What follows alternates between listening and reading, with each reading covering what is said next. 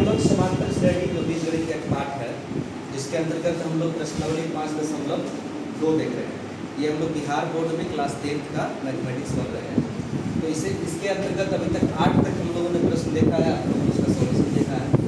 तो अभी हम देख रहे हैं इसमें थोड़ा सा ट्विस्ट ला दिया इस क्वेश्चन, और उसी ट्विस्ट की वजह से आप लोग पूछे हैं कि बताइए कि कैसे चलेगा। अगर इसी के जब ट्विस्ट क्या लाया, यहाँ पूछा है कि इसका कौन सा पद शून्य होगा, नहीं कौन सा पद शून्य होगा, या आपको ये खाली कह देता कि 10वां पद निकालिए, 11वां पद निकालिए, तो निकाल लेते। या फिर आपसे ये कहता कि बताइए कि कौन सा पद 20 हो, कौन सा पद 50 होगा, तो nवां पद 50 होगा करके बना लेते।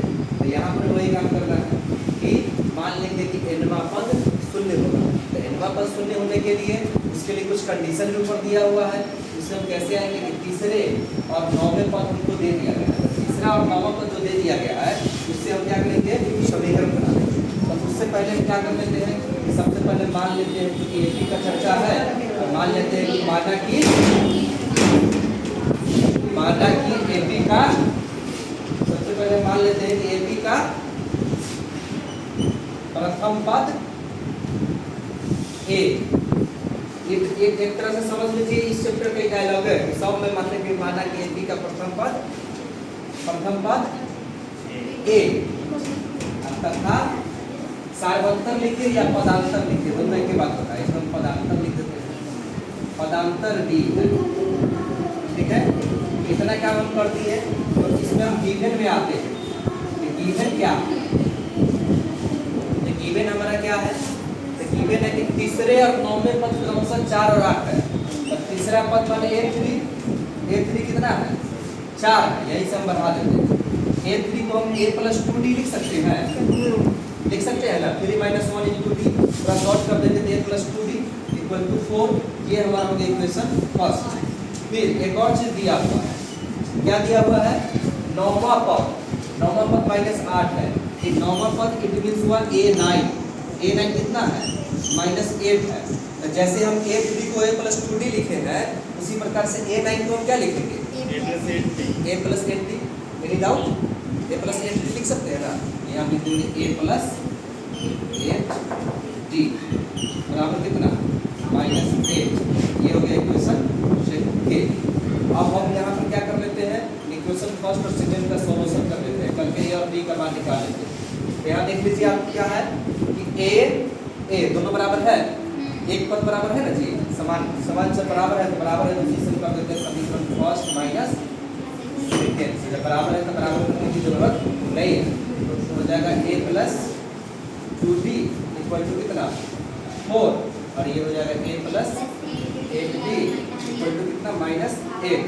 अब देखिए चिन्ह बदलेगा, a के पीछे कुछ नहीं है तो क्या होगा, माइनस, और ये यहाँ प्लस है तो माइनस, यहाँ माइनस है तो प्लस, ये दोनों कैंसिल हो जाएगा।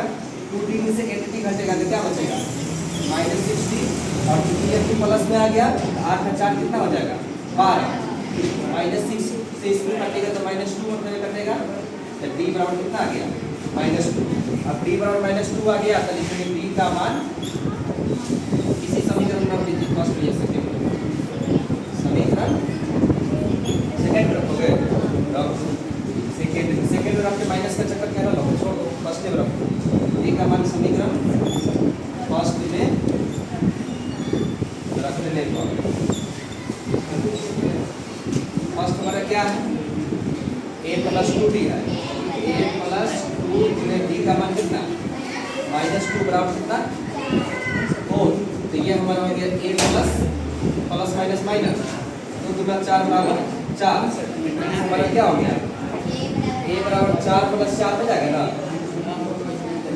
इसलिए a का मान कितना हो गया, 8। अब देखिए a मालूम हो गया, d मालूम हो गया, हमको पूछ रहा है कि कौन सा पद शून्य है। आई डोंट नो कौन सा पद शून्य है ना, हम नहीं जानते ना इसको कि कौन सा पद शून्य है। तो मान लेते कि इस AP का कैमा पद शून्य है, nवां पद शून्य, कैमा पद शून्य है, nवां पद शून्य है, 0 है। इट मींस हुआ an बराबर क्या, 0। फॉर्मूला होता है a plus n minus 1 into b equal to 0। a का मान कितना निकला है 8 प्लस n का मान कितना निकला है नहीं मालूम, वही तो निकालना है। और b का मान कितना है -2 इक्वल टू 0। अब हमारा क्या हो जाएगा यहाँ पर 8 को उस पार ले जाओ तो n माइनस 1 इंटू क्या है -2 बराबर -8। -2 से कट जाएगा, क्या मतलब है 4 मतलब है n बराबर क्या हो जाएगा 4 प्लस 1, इसलिए n का मान कितना हो गया 5। AP का कैवा पद शून्य है, 5 कहेंगे कि AP का 5वां पद शून्य है।